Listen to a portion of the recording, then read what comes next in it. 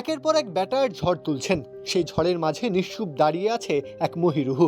সে শুধু দেখছে শান্ত চোখে আর নীরবে করে যাচ্ছে নিজের কাজটা। এ যুগের টি-20-র ভাষা একটাই, মারকাটারি ব্যাটিং। তবে বিবর্তনবাদের এই দর্শনকে পাশ কাটিয়ে রাখলেন বিরাট কোহলি। তার পুঁজি কেবল সৌন্দর্যের কারুকাজ আর দলকে বিপদ থেকে বাঁচিয়ে রাখা। সঙ্গী করে নেমেছিলেন ফিল সল্টকে। সেই সল্ট রীতিমতো শাসন করেছে মুম্বাইয়ের বোলারদের।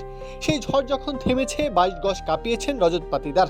তবে কেবল নিজের দর্শনকে পুঁজি করে এক প্রণয়ের কাব্য করলেন বিরাট। অ্যাঙ্করিং রোলটা এখন সেকেলে হয়েছে। সল্ট পাতিদারদের পাশ কাটিয়ে রেখে বিরাটের ধীরগতির এই ইনিংসটা অনেকের কাছে চোখের বালি। তবে এক প্রান্ত নিজের মালিকানাধীন করে বিরাট কোনো আঁচ লাগতে দেননি রয়্যাল চ্যালেঞ্জার্স বেঙ্গালুরুর ওপরে। সল্টের সাথে 120 রানের জুটি, এরপর রজতের সাথে তুলেছেন 65।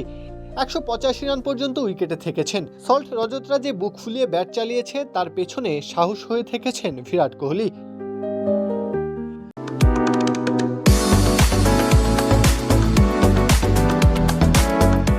শেষমেশ ব্যাট থেকে এসেছে 38 বলে 50 রানের ইনিংস। না, বিরাট কোনো ঝড় তোলেননি। তিনি এক শান্ত নদীর মোহনায় দাঁড়িয়ে কেবল উপভোগ করেছেন সময়টাকে। আরসিবিকে গড়ে দিয়েছেন এক শক্তিশালী ভিত, যার উপর দাঁড়িয়ে সল্ট রজতরা গড়ে তুলেছে তাদের ইনিংস।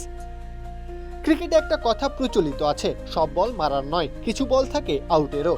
এই একই উদাহরণ টানা যায় কোহলির বেলায়। সব ব্যাটারের কাজ শুধু ঝড় তোলা নয়, কারো কারো উচিত হাল ধরার। এটা রানের গতি কমায় না, বরং আগলে রাখে। বিরাট কোহলি সেই আগলে রাখার কাজটাই করেছেন সুনিপুণভাবে।